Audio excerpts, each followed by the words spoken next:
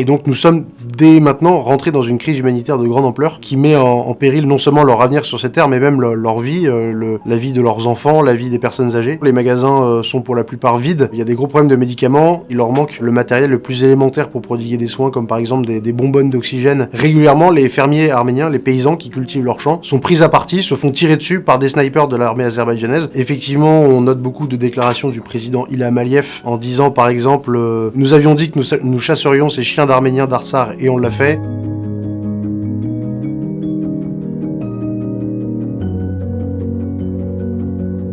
Je suis Corentin Clerc, je suis le chef de mission en Arménie pour l'association SOS Chrétiens d'Orient. J'habite sur place depuis 3 ans avec ma femme, avec les volontaires, les bénévoles de l'association. Nous menons des actions au profit de la population arménienne, notamment dans la région de Goris, où nous avons un bureau, donc au sud de l'Arménie, mais également dans celle de Gyumri au nord, et dans la région de Vardenis, qui est désormais également menacée par les attaques de l'Azerbaïdjan. Nous menons des activités d'aide à la population de différents types, pour soutenir ces chrétiens arméniens qui sont dans une passe bien difficile. Le 12 décembre 2022, donc il y a 3 mois, les autorités de l'Azerbaïdjan avaient prétendu envoyer des équipes inspecter les mines arméniennes du Haut-Karabakh pour en vérifier la conformité et le respect des normes écologiques. Chose qu'avaient refusé les Arméniens, évidemment, puisque c'était leur territoire, ils n'entendaient pas qu'une nation étrangère inspecte ces mines-là. Et donc ces manifestants ont coupé la route. Bien rapidement, on s'est rendu compte que, en fait, en lieu et place de manifestants, il s'agissait d'activistes qui étaient soutenus activement par le gouvernement de Bakou. Les étudiants qui avaient participé avaient bénéficié de notes favorables pour les examens auxquels ils ne s'étaient pas présentés, ils avaient bénéficié de compensations financières. On a reconnu d'ailleurs parmi les manifestants des membres des forces armées, voire des services secrets de l'armée azerbaïdjanaise. Voilà, donc ce blocus a commencé le 12 décembre 2022. C'est poursuivi depuis, sans interruption. Seule à l'heure actuelle la Croix-Rouge et les convois militaires des forces russes sont autorisés à emprunter la route, après autorisation des autorités azerbaïdjanaises. Et donc depuis maintenant 3 mois, les Arméniens du Haut-Karabakh sont complètement coupés de la République d'Arménie. Ils connaissent de gros problèmes d'approvisionnement, notamment en gaz, puisque en plus de la route, les Azerbaïdjanais ont coupé les approvisionnements en gaz de cette région. On connaît des pénuries d'essence, des pénuries également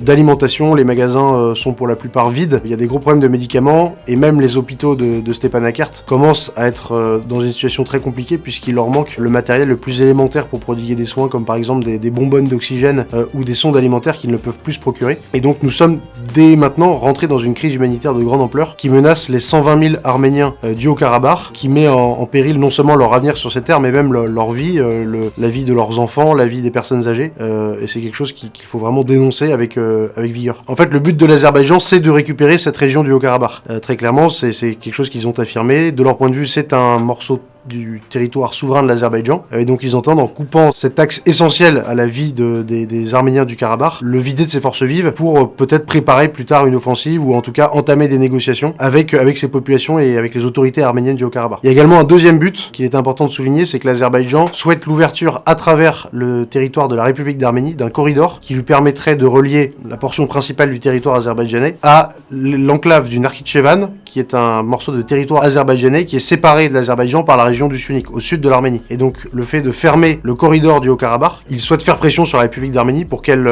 cède et ouvre un corridor à travers son territoire, ce qui la couperait d'une part de la frontière avec l'Iran, ce qui est un gros problème pour les Arméniens et pour les Iraniens, mais ce qui est en fait une première étape de l'accomplissement du rêve pan-turquiste, puisque un tel corridor qui traverserait l'Arménie permettrait de relier la Turquie au Nakhitchevan, puis à l'Azerbaïdjan, et à travers la mer Caspienne à tous les pays d'Asie centrale, et de réaliser ainsi le vieux rêve ottoman d'une grande unité du monde turc, de Ankara à Oulan-Bator aux portes de la Chine, et c'est donc cet objectif que vise l'Azerbaïdjan en voulant ouvrir ce corridor. Pour vous donner un exemple, lorsque des associations humanitaires parviennent à faire passer des convois de nourriture, et ça a été notre cas, on est une des seules associations à avoir pu envoyer de la nourriture dans le Haut-Karabakh depuis le blocus, il se pose une problématique qui est nouvelle. Les habitants des villages ne peuvent même plus venir à Stepanakert, la capitale, récupérer ce que nous leur donnons, puisqu'ils n'ont plus suffisamment d'essence, et qu'ils doivent rationner l'essence qui est préemptée par l'armée, et même à travers les camions militaires, il est très difficile de circuler dans ce territoire. Donc c'est une des grandes difficultés auxquelles ils font face. À cela, il faut ajouter aussi des intimidations, verbales ou physiques, des forces de l'Azerbaïdjan sur les populations arméniennes. J'en veux pour preuve des messages radio qui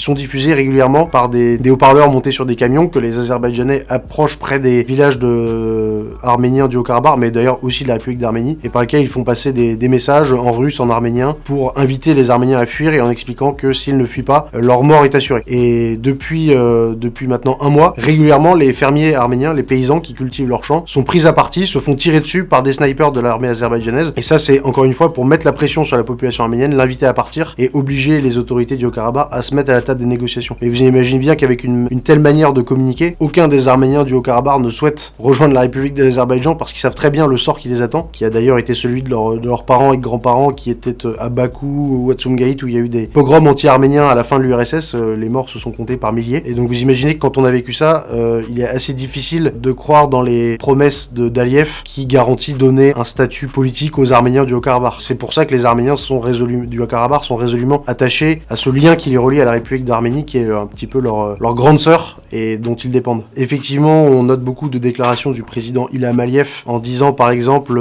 nous avions dit que nous chasserions ces chiens d'Arméniens d'Artsar et on l'a fait, il faut écraser ces cafards. Voilà, donc vous voyez, c'est une rhétorique très inquiétante pour les Arméniens et l'État azerbaïdjanais effectivement assume complètement le fait que ce territoire doit leur revenir, je dirais de gré ou de force. Et d'ailleurs, il faut noter que depuis maintenant un mois, de très nombreuses troupes sont amassées dans la région du Haut-Karabakh. Lors de la guerre de 2020, par exemple, il y a eu de très nombreux renforts qui ont été donnés par les Turcs. L'armée turque a donné notamment beaucoup d'officiers pour aider à la préparation et au commandement des opérations de la guerre des 44 jours de 2020. On a également noté un investissement important d'Israël aux côtés de l'Azerbaïdjan dans cette guerre contre les Arméniens, avec en plus des supplétifs syriens qui étaient venus renforcer les troupes de l'Azerbaïdjan. Oui, alors les Arméniens du Haut-Karabakh, les Arméniens de manière générale, malheureusement, ont pris l'habitude d'être régulièrement attaqués, de voir leurs terres leur être contestées. Donc oui, évidemment, ils s'attendent au pire.